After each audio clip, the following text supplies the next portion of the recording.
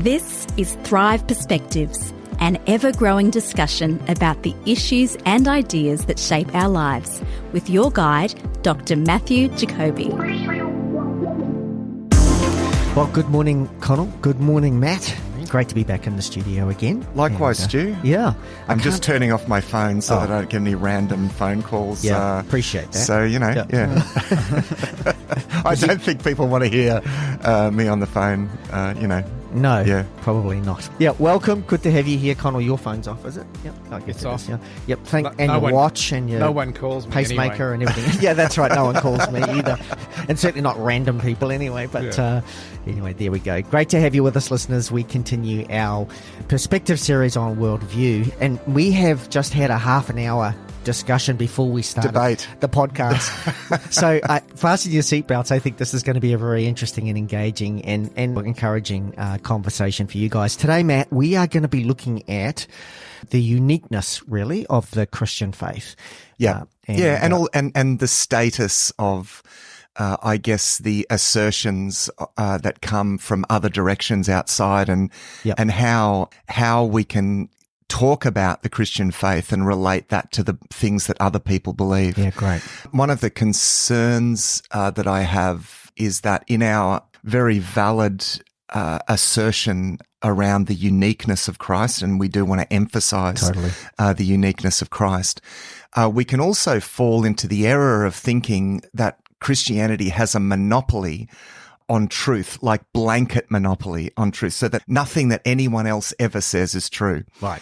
And that, even from a biblical point of view, as we'll show, is not the case. And the classic example is in Acts 17, Paul, when he goes to Athens, and he finds the things that he can build on and agree with. I mean, he even quotes from statements, particular statements that Stoic poets have made, and he takes those quotes and he says, well, yes, this is, he's saying this is true, but let me build on this now. And this is a standard principle of mission that has been practiced, for hundreds of years, essentially, is to actually find the things that you can agree with and build bridges to, in a sense. What is the ground in the other worldview that you can build a bridge to and bring Jesus to that? And there is always something, because there is a universal human intuition, and while we will talk a little bit about the innate knowledge as well, and that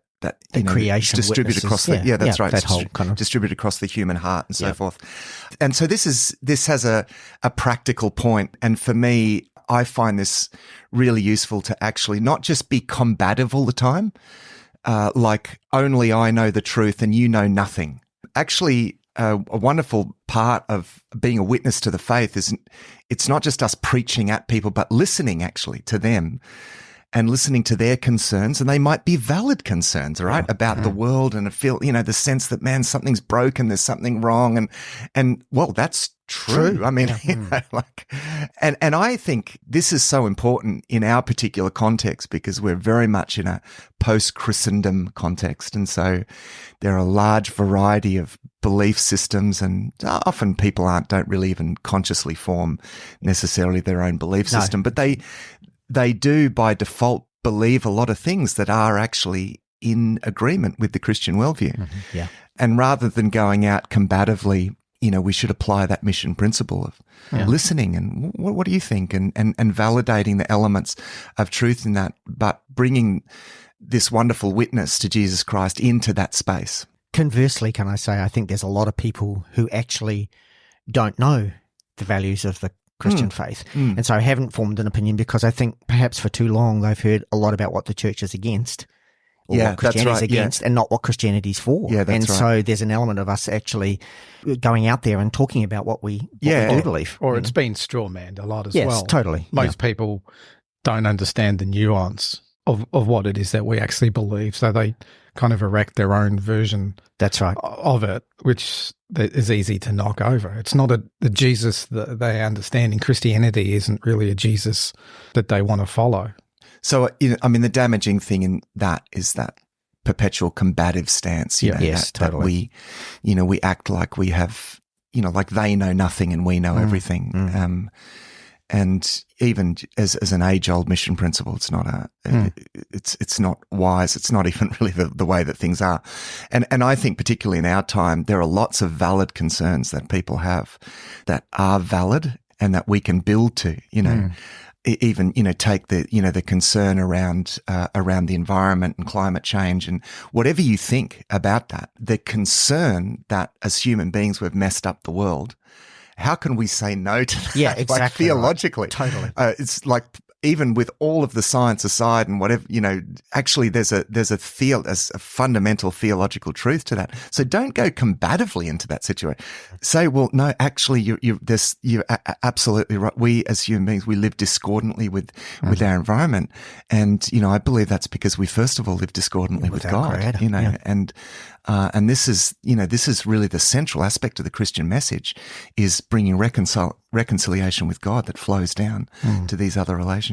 And so, in this sense, all concerns lead to Jesus. All concerns that people have lead to Jesus. You'd almost say that Christianity is, if you actually look at the whole body of thinking that's in the religions all over the world, I think there's like literally thousands of them. I think most of them recognize the same sort of core problem. Yeah. Although there is a problem. They all recognize there is a problem. There's some sort of gap between the state that we're in now and where we're actually meant to be, and how they describe that is all completely different. And then they've all got different processes and how to fix it.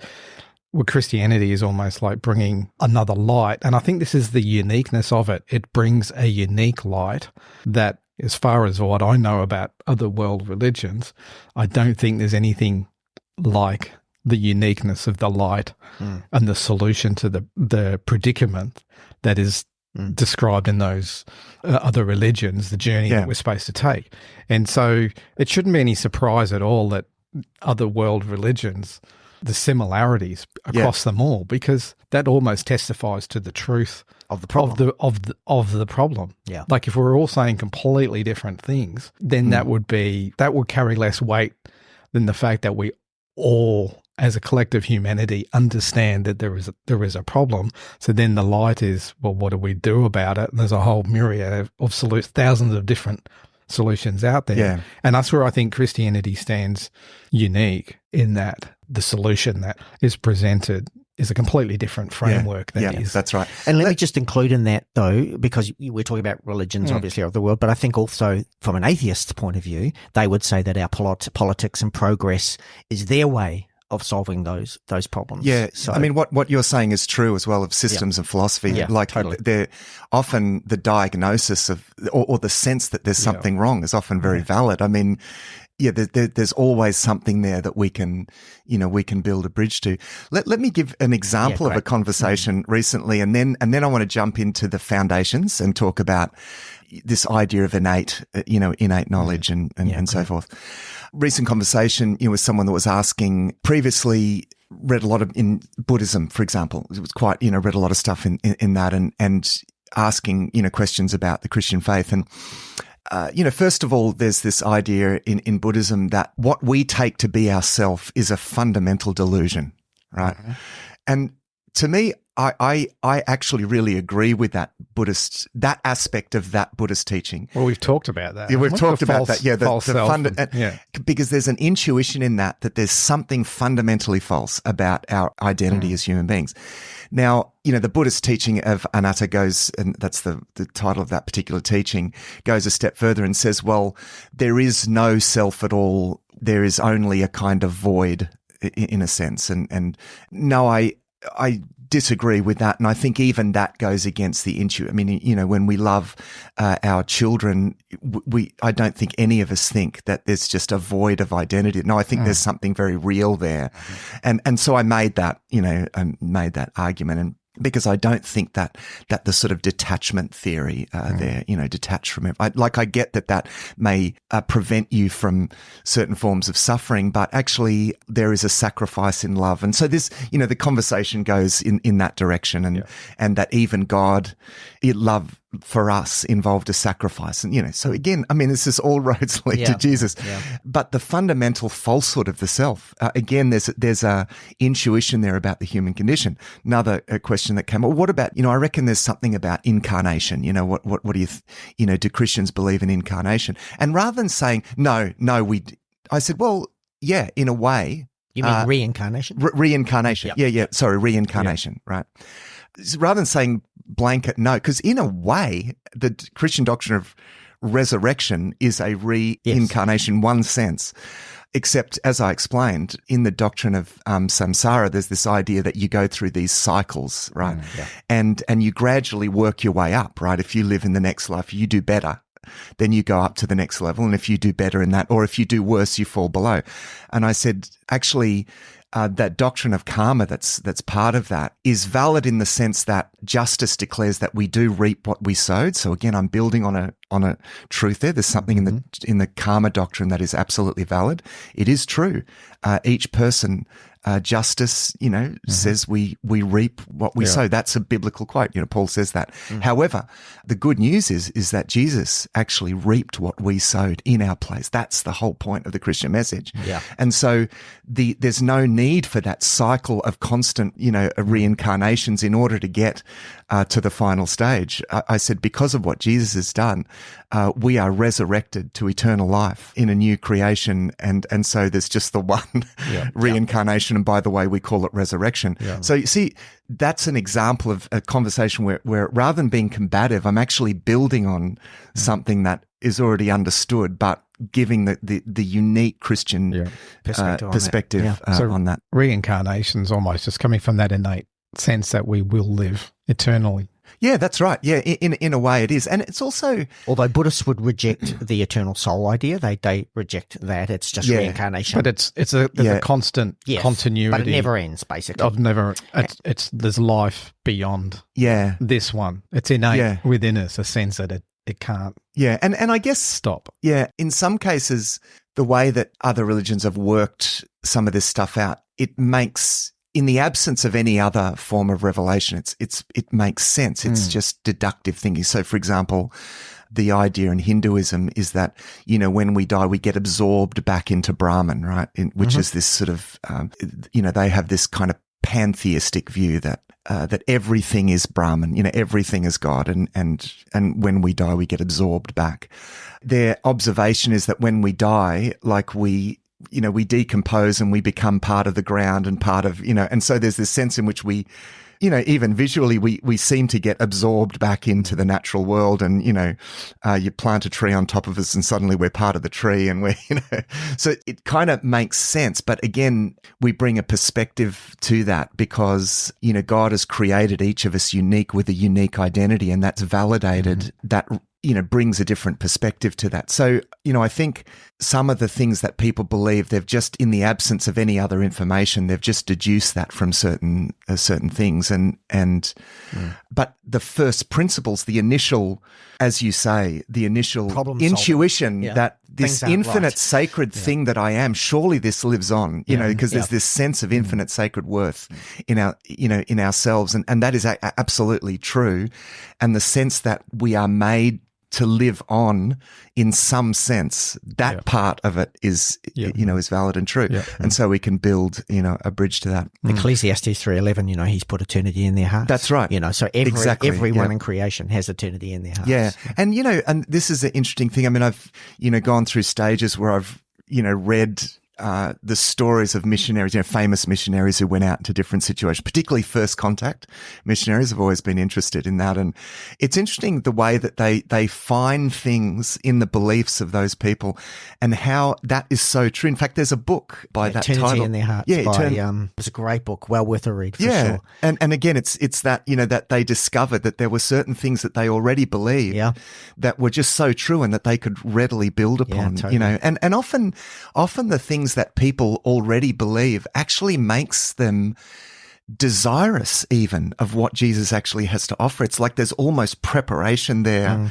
for the gospel. I mean, this is what in the first century, a lot of the church fathers in the early church, they believed that the work of the philosophers like Plato and Aristotle, really, they believe prepared the way for the gospel, because, you know, Plato believed in a creator God and ultimate sense that there is some ultimate objective truth out there and all these sorts of things. And a lot of the early church fathers believed that this was God's providence preparing the way in the Roman Empire for the gospel. And, well, I mean, I think there's some validity to that. You know, I was listening to story of missionaries in India who found in various forms of Hinduism things that they could really build on, and I just repeated stories of this sort of thing. Yeah, and in light of this conversation, I think it'd be good to actually reference that book because it's a really good book, Eternity in Their Hearts. It's by a guy called Don Richards, and it's startling evidence of belief in the one true God in hundreds of cultures throughout the world. As these people go, as you say, into cultures they've never heard,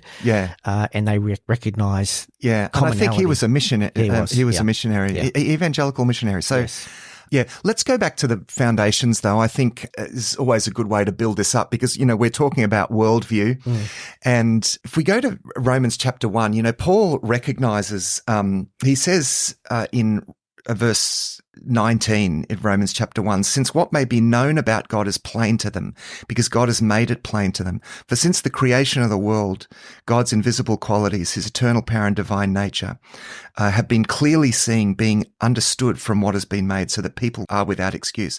For although they knew God, he says, although they knew God, they neither glorified him as God nor gave thanks to him, but their thinking became futile and their foolish hearts were darkened. So he validates the fact that there is this recognition of God, and we might say this something innate within us that does recognize, you know, because we can read this and think in terms of, you know, that they deduced arguments for the existence of God based on the, you know, on the design in nature or something. No, it's actually, I think he's talking about something more like a direct recognition, a direct sort of knowledge of God. And because in chapter 2, he goes on to say in verse 14 of chapter 2, he says, indeed, when Gentiles who do not have the law do by nature things required by the law, they are a law for themselves, even though they do not have the law. They show that the requirements of the law are written on their hearts, their consciences also bearing witness, and their thoughts sometimes accusing them and at other times defending them. There's the assertion of a kind of innate truth. And so there's this sort of innate sense of God, of course, you know, written into our being because we are created by God. And so there is this sort of innate knowledge of God. But what Paul says is that he goes on to say that, you know, we suppress that knowledge because we want to be gods, you know, we want to be the gods of our own lives. And so in a sense, we push away that, you know, that knowledge. We almost suppress it by then trying to impose an explanation onto it, which is our own explanation. How do we deal with it? And this is probably, I guess, where all of the different religions and philosophies and things like that across the world, it all comes from, because we want it. We recognize we've got to deal with this some way, and so therefore we've got to impose some explanation. Yeah, that's right. On all of those things. Yeah, and so he says here, but their thinking became futile and their foolish hearts were darkened. Although they claimed to be wise, they became fools and exchanged the glory of the immortal God for images made to look like a mortal human being and birds and animals and reptiles, and so, you know, they created gods in a sense because as sovereign God, it was just too imposing in a sense. Essentially, that's what he's saying. And so putting together another, you know, some other pieces here, because we also believe in a spiritual world, and we've talked about this before, that there exist spiritual beings in a spiritual world. And, you know, we've also talked about a fall within that spiritual world. And so there are these rebellious, perhaps we can call them demonic beings that inhabit this spiritual world. Paul in Ephesians chapter 6 says, you know, battle is not against flesh and blood, but against the principalities and powers and the forces of evil in the heavenly realms. He's talking about this sort of spiritual demonic beings. So, you know, when human beings came out from under God, in a sense, we were left to be plundered, as it were, and oppressed by these spiritual beings. And in a way, that may well be behind the creation of these gods, because in a sense, these spiritual beings masquerade as God, as false gods. And that may, there's some indication that this may be the origin of idolatry even. And, all of the different gods of Mesopotamia and, Asher and Baal and all of these.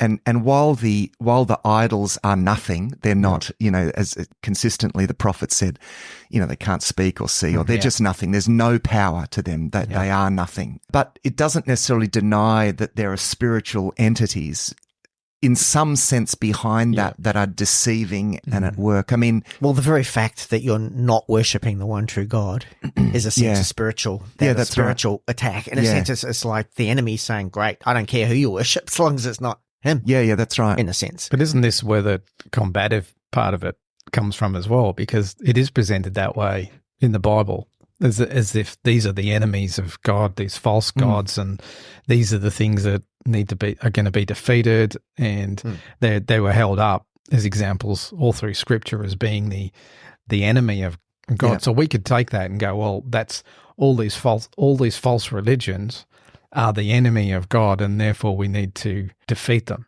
But they're equally the enemy of people. Yes. Yeah, and in a sense, in one way or another, what false religion does is that it takes the truth and it twists it so as to bind people. A lie has to utilize something that is intuitively true within us in order to deceive us. It has to appeal to some innate sense of truth within us. And this is the deceptiveness of deception. So in recognizing the falsehood, we don't need to deny that every aspect of a religion is false, because the power of the falsehood is precisely the fact that it's a twisted truth, right? So what we can actually do is appeal to the elements of truth, right, and turn them the right way up. That's essentially what Christian, witness is doing, because it is, and I know we live in a time where we say, we should just let people, observe and don't enforce our faith on other people. And there's this opposition to this idea of proselytizing, because, people want to preserve religious diversity. And now the problem is that these false religions, they really do actually keep people bound in belief systems that are destructive, which is why they actually do need to replace. So let's just underscore this. We don't go, we'll leave them to believe. I'll believe what I believe. We'll leave them to believe what they believe. Even take the biggest NGO in the world, World Vision, right? I've been to India with World Vision, and they're looking, to really bring change. Now, I've only visited them in India, but they recognized in their the training that I went to a training seminar that they did there, and the head of World Vision in India, Jayakumar Christian, has written a book about this as well, where he says you cannot release people from poverty until you release them from the thought systems or the strongholds that actually keep them bound in poverty. Yeah. And he says there are spiritual webs, right, that unless you break that over their lives and tell them, no, that's not true. You are not paying for your past sins. You are not locked in this caste. You are not, you actually have to, I mean, I know it's all very well for us in our Western world to sit back and say, you should preserve the beliefs of other people. No, as a matter of fact, those belief systems keep people in subjection. I've come back from Africa a number of months ago, and all over the place there are these signs for witch doctors and, that make money off telling people that, which perhaps is partly true. There's a curse on your life and I can lift that curse. And I mean, in some parts of Africa, there are such extremes that people have to go to lift curses off their children, even giving over their children to, to the witch doctors and so forth. There are really destructive belief systems out there, and people need to be released from those. And I may say, a very popular one in the Western world, the Buddhist belief system. I think it's a problem for you to think that you are just a void of being, like that, just a belief in the sort of void. Even the view of detachment from things, and there's an element of validity to that. But add the Christian story to that as an explanation for that intuition that things are really wrong.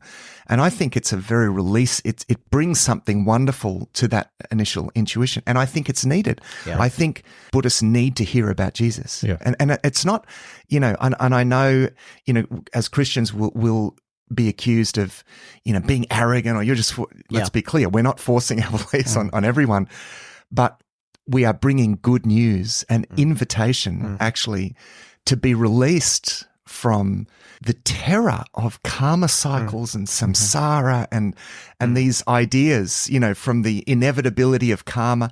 Jesus bears our bad karma, or he reaps what we. I mean, there is good news here for these people, and we should be bold about that, but not in a way that is always combative about what they believe. It's interesting coming back to that word combative, because it's what do we do with it? Because we could think of it as our response to other religions, as seeing that we've actually got to win against them. Yeah.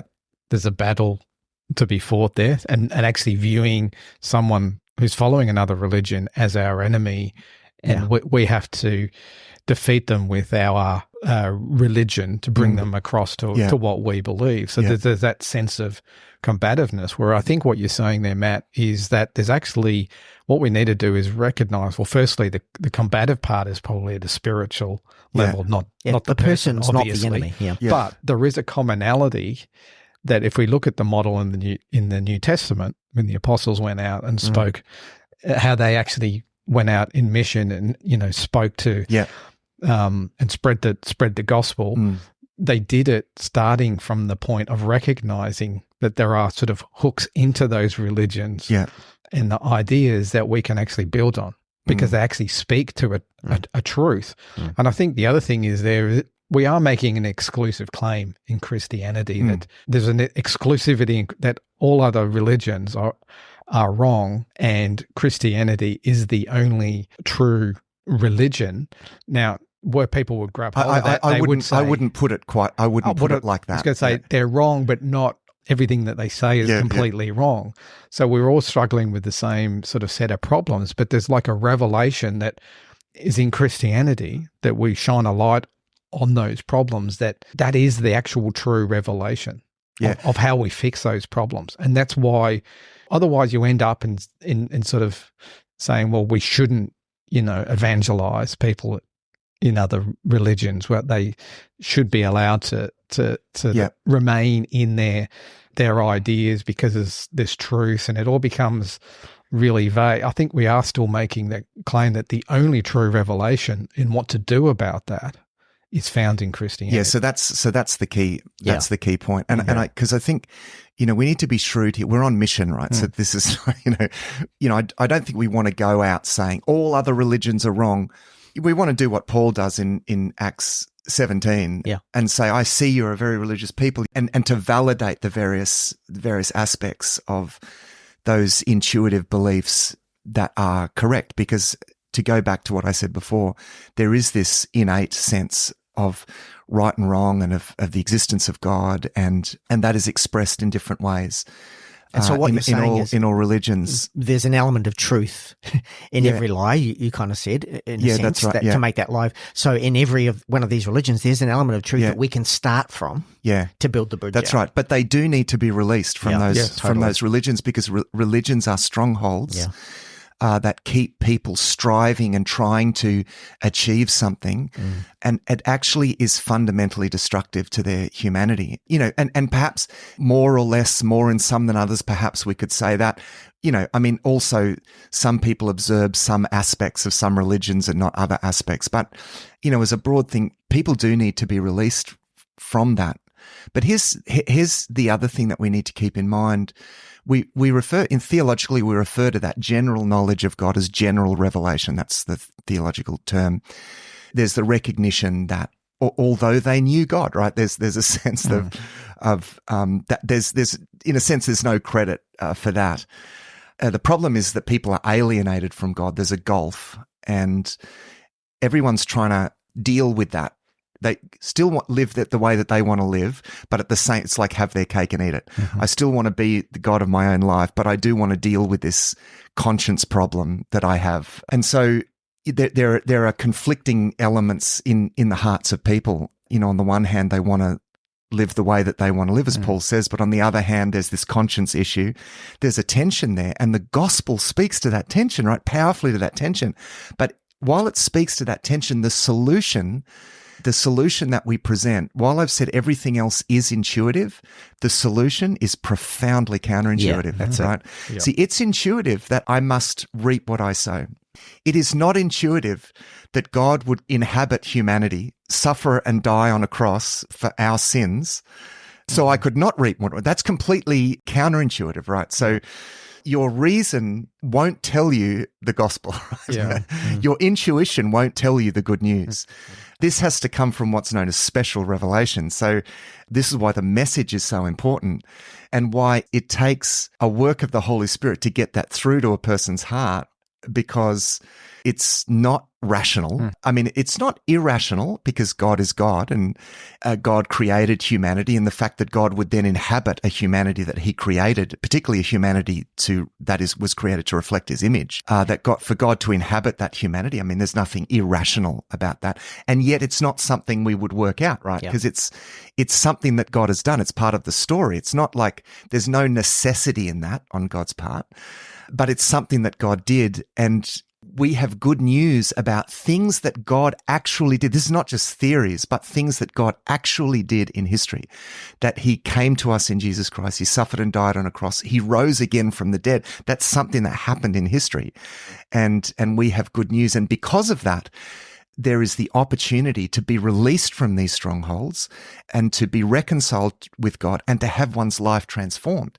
Now, that, again, is something we can actually experience. It's not a change in theory. Oh, now I used to believe this, but now I believe that. No.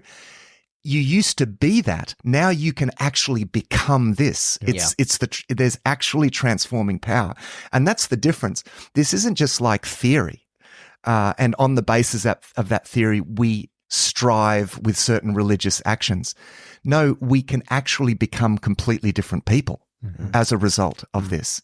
And I have seen this again and again and again. I've, in the situations that I mentioned, and it was interesting in India, the World Vision team there recognized that the people that really change, and not only that change in terms of being able to emerge from poverty, but also become change agents in their communities, are those that accept the message of Jesus, that are released from that stronghold, whose lives are transformed. People see that their lives are transformed, and they say, what on earth has happened to that? They become a light in their community because people see that something has actually happened to them. They're observing a miracle in the transformation of a person. I believe that totally, but I would put something else up here, and I'd say when we're talking about uniqueness of Christianity, many would argue that there's a transformation that happens with people in other religions.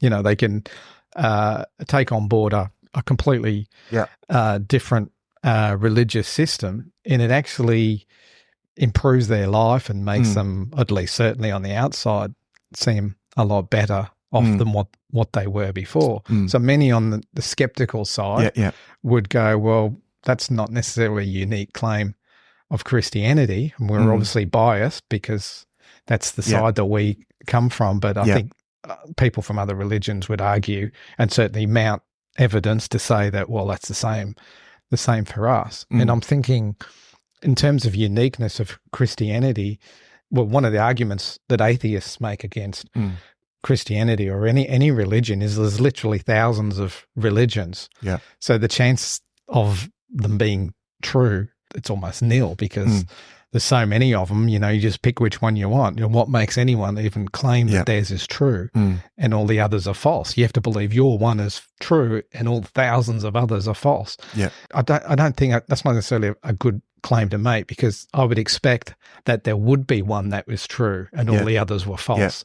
But I think there is a uniqueness in Christianity that's carried me through in times of doubt when I've struggled with my faith. And when I've actually looked at different religious ideas and trying to figure out what's true and whatnot, one of the things that's really strikes me about Christianity is it is actually unique in the framework that when I look at all other religions, at least that I know about, there's a framework that they operate in. We've got a problem, whether it's with God or it's a state that we're in that is a less desirable state, and we need to get to a better place. And the method to do that is to give you some sort of prescription and some sort of process that you have to go through in order to climb into a better state.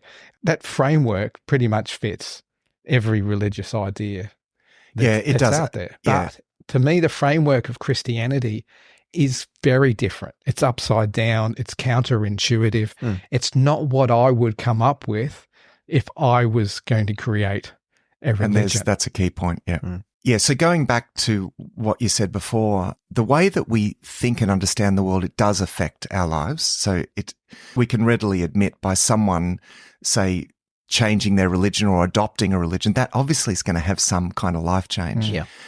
The question is it going to have the right kind of life change? So a Buddhist will perhaps be more accepting or perhaps detach a bit more and be able to cope with the tools that, with those particular tools, that they may cope better. I heard an interview with, a celebrity about Scientology, and, he said, well, it's given me the tools that I need to live a happy life. And so it's made a difference to me, he said. So that's why that was his defense. But, again, who said that that's the ultimate? In one sense, yes, happiness is important. But, my example that I used about my experiences, with World Vision in India, and I've been over 3 times, and they would say, and there's a lot of different religions at work in the communities that they worked with, they would say that the gospel is the only message that will actually set these people free. Everything else just keeps them in their place. It maybe it gives them tools to better cope with it. Better cope with it, right? Yeah. But in terms of actually changing their lives and helping them emerge from that. Now, someone might say, well, wouldn't secular humanism would do that too? The equality of all people and getting rid of all religions altogether. And so a secular humanist perhaps would make that argument.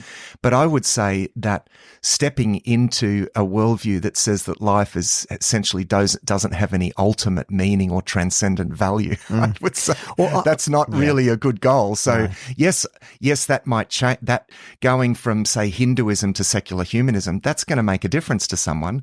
But does it make the right sort of difference? I would say no. So what is it then that's fundamentally unique, that framework that I mentioned? Because there's obviously something then in the idea of Christianity, the thinking, the philosophy, the worldview, whatever you want to put on it, that framework on which all those ideas kind of hang off. What is it then that is there something unique in that? Or is it just the same as all the other religions? It's just true, so it actually happens to have some power in it. I think that's true. Obviously it's true, so it obviously has power in it. Yeah. But I think it's also, in terms of that framework, it completely flips the switch on everything that we intrinsically kind of think. It's a different perspective. It's a completely different perspective on how we view the problem. Let me give a simplistic answer, and then perhaps we can we can adjust this as we go. Perhaps we can say that in a way, religions are this sort of bottom-up thing. It's us, because we have this very strong need for meaning, because there is a meaning to life, and we have the intuition that there is an ultimate meaning, and we have this spiritual aspect to it. There's so many, all of this innate stuff, right? So, as a result, we are religious creatures. We're going to build a religion in the vacuum. Let's put it that way. We're going to build something up, and spiritual creatures. And I guess the thing that a lot of religions have in common is this bottom up kind of thing. It's very much, not only are we building a worldview from the bottom up, our solution to the problems that we innately feel, the sense that things aren't right, is also bottom up, in that there are things that we need to actually do to make things right.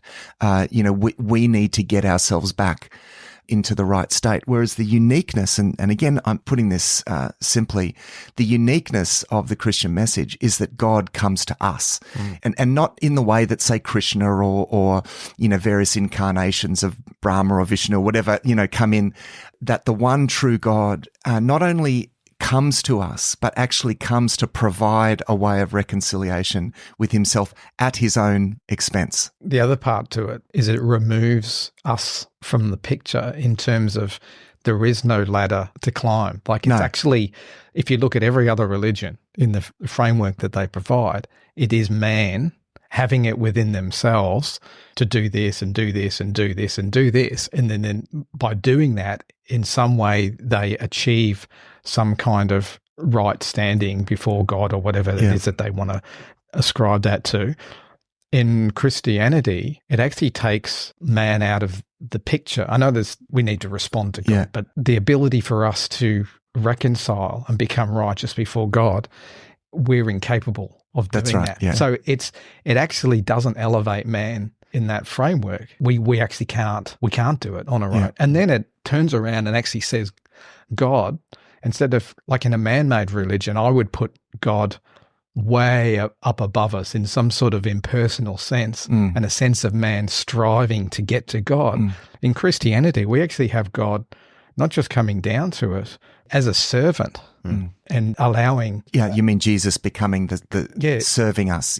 Serving us. And actually, he suffers from the worst of evils to, in a sense, absorb that into himself and pay for that. And pay for it it makes himself a sacrifice. A sacrifice, right, Where if I was creating a God, I'd want the God to be victorious all the time. I would expect God to be obviously victorious. In when he comes, that it's obvious, like it comes, ruling with an iron fist. Yeah, think of with Messiah. That the Jews were expecting to come. It's always seen as a battle, defeat. It's obvious, obviously. See, we were obvious right. victory. Yeah. And if we get on board with this, we're going to be hence the counterintuitive element of the Christian faith. The way it seems like God works is like he will be victorious, but it's not in the way that we think. That's right. If you follow God, you're not going to be standing in front of the world as the victor, obvious victor, at least now. It's kind of almost like the counterintuitive nature of it is that you're almost going to be seen as being less rather than more. Can I pick up on your India example, because we've gone there a few times, and that whole change, and this is speaking to what Connor was just saying. For me, and this is probably a simplistic way of looking at it too, all of these other religions, they're achievement-based, and that's what changes me. I keep striving to change, and that's what drives me. Whereas with divine revelation of who Christ is, my change is a response to what's already done. Yeah, that's It's not an earning what I want to earn. It's actually responding to what's already done. And so, because if I'm striving to do something, I'm constantly going to fail, which means it's never really going to set me free. Whereas responding to what God's already done, it's done. Yeah, that's now I just want to be thankful for that and have that reflect in my life. But that only comes, as you said before, by the sense of divine or special revelation, I think you used the term. Yeah. I think it's worth saying at this point, because we've talked about religions and we've made very general comments about religions. Have, and I think that there is some validity to those general comments, particularly about the intuition of the sense of the problem and the distance and the way that religions go about working towards that. But I it is very difficult to be too generalistic about religions because there are key differences, and yet at the same time,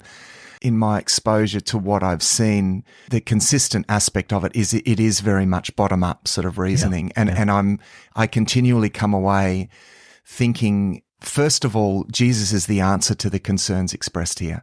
Everything that they are striving towards intuitively, Jesus is their Messiah too, in the sense of the answer to their deepest longings and intuitions. And it's not about one religion replacing another. It's about Jesus being the answer to the problems that are expressed through their particular religious framework or religious language. I mean, Jesus is the answer. That's the unique, we're not supplementing another religion, with another. And I think I'd want to lift the message of the gospel above the religions debate Jesus is the answer in a very transcendent and all relevant sense. And I think it's important for us to be bold about that, to be willing to bring the good news of Jesus in the way that Paul does when he goes into Athens and he's talking to these philosophers, and willing to acknowledge that a lot of what they were saying and talking about, there was a lot of validity to that. But what does he do? He points to the fact that God has actually done something. He points to the resurrection, that God he has raised Jesus from the dead. It's like, okay, all of your theories is one thing, but hey, God has actually done something. This unknown, distant God has actually done something in history. And, he points to that. But he does so in such a way as to build on something. There's a sense of conversation in that. And this probably comes back to this point that we started, and maybe we'll finish this, because again, this discussion, it's not just about the theory. This is where we actually are living in a world with all sorts of different people, less and less, share our belief and our framework. But there are strong elements of truth, not only in what they believe, but even intuitively within them. And Jesus is the answer to that. And I think we can just assume people aren't interested in Jesus. Actually, I think we shouldn't assume that. We need to recognize we're increasingly doing cross-cultural mission as Christians now, which means that we need to be conversational, not just telling people, but being conversational. Ask them questions about what they believe. Validate the things that are true. Share the difference and what Jesus has done for you, and point to the uniqueness of Christ in that. Don't be ashamed. I mean, Paul says, I'm not ashamed of the gospel, because it is the power of God for the salvation of everyone who believes. And so let's recognize we're on mission. Let's build bridges. Let's not be combative. Let's not withdraw into our world and just throw stones at everyone. Let's build bridges. God is at work in people's lives before we even get there. They innately, as Paul says, although they knew God, even the atheists, right? They have to really work hard to suppress that. When we go out, we need to recognize that we're never the first one on the scene. God is already at work. He's already stirring in their conscience in some way, to a greater or lesser extent. And we need to be bold about the message of the gospel, because it is the power of God for the salvation of all who believe. Thanks for joining us for this episode of Thrive Perspectives. Our hope is that these discussions will challenge you to look at life from a new perspective. You'll find all our resources at the Thrive Today website, thrivetoday.tv. If there's a topic that you'd like us to discuss, please email us. Our email is contact@thrivetoday.tv. Until next time, our prayer is that you will thrive.